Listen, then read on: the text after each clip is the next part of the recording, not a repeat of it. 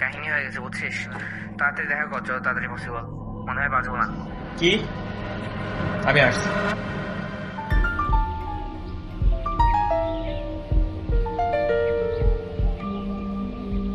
দোস্ত, সব শেষ দোস্ত। ট্রেডিং এ যা ছিল সব লস হয়ে গেছে। এখন আর বাঁচার কোনো উপায় নেই।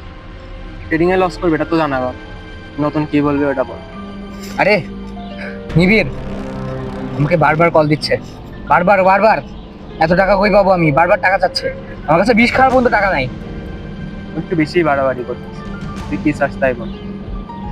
আমার কাছে একটা প্ল্যান আছে। নিবিড় ওকে সরাই দিলাম, আমার ধারও থাকবে না, আমার জীবনটাও বেঁচে যাবে। তুই কোথায় ক্যামেরা সরাই দিই।